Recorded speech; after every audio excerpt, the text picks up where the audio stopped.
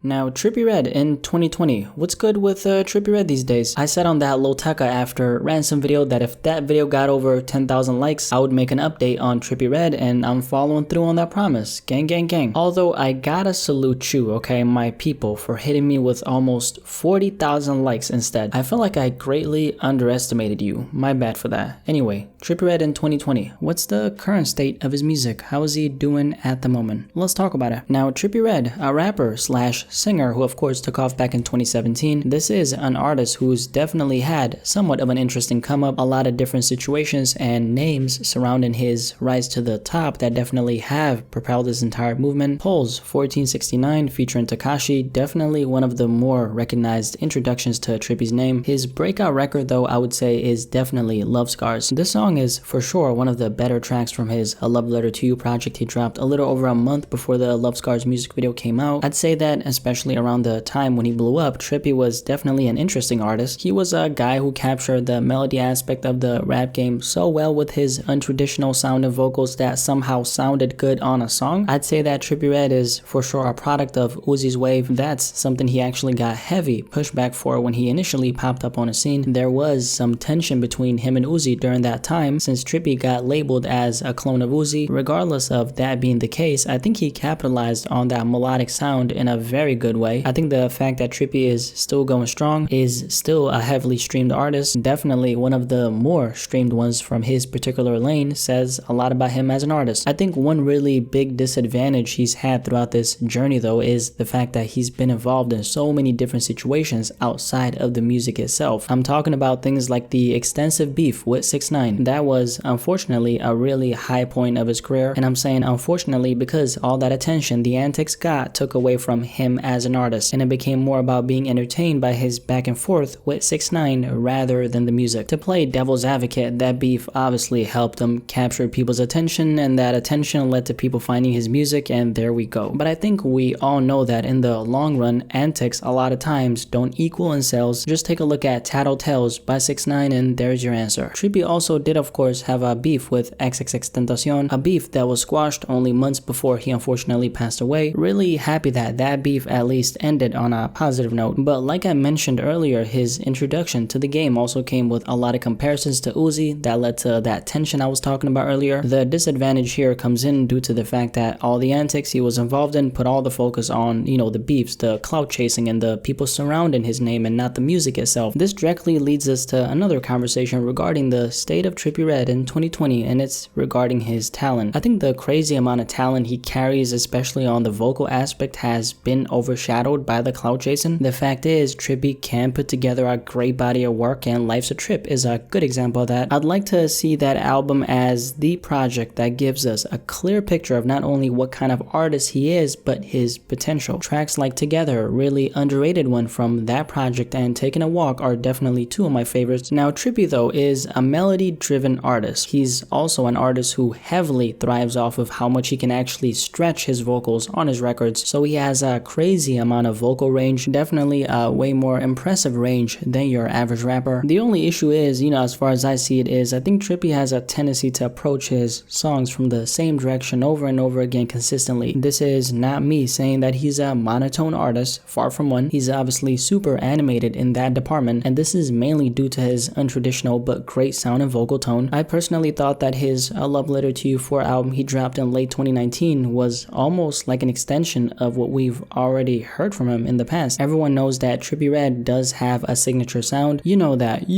stretching out your vocals approach he does on pretty much all of his songs. That's what I'm talking about. But I don't know if it's fear of stepping out of his comfort zone, or maybe if he's just not trying enough. Personally, I've always thought that Trippie Redd could do so much more with what he has in his arsenal. Speaking from an artist perspective, he's super expandable, really knows how to adapt himself after different kinds of instrumentals and atmospheres, which makes him highly lethal. Topanga is a really good example of the amount of damage Trippie can really do if the right sound and instrumental is in front of him. That song is probably one of the best performances I've heard from him personally. He kept that signature Trippie sound, creatively switched up his flow throughout the record, had an extremely memorable hook, just an all-around good song, right? Now, Trippie Redd in 2020 though, what would I personally say about where he's at, where he's headed, all that. Judging from his two most recent albums, exclamation mark and A Love Letter to You 4, Trippie has, for sure, I would say, strayed a little bit away from that sound that he became known for. This is something that seems to happen to most artists after they've been in the game for a couple years. It's almost to be expected, especially if they come into the game so young. They're gonna go through a bunch of different phases and transitions in the midst of trying to find themselves as artists. The first, A Love Letter to You, is a taste of Trippie Redd at his most organic self. That one, of course, came out before he became super poppin', so he obviously didn't have any kind of industry pressure on him to perform when it was in the making. The second, A Love Letter to You, was almost like an extended version of the first one. Definitely wouldn't say that it was better though. Life's a Trip had a great mix of dope production, creative melodies. The songwriting on it was for sure a step up from his previous one. This is when industry resources also come into play. Trippie had gotten his taste of success in the game when that dropped, which means he had access to better engineers, for sure better producers, which feeds into the overall production. This is also the project Dark Knight Demo was on. I don't know what you think about that collab, but personally for me, okay, that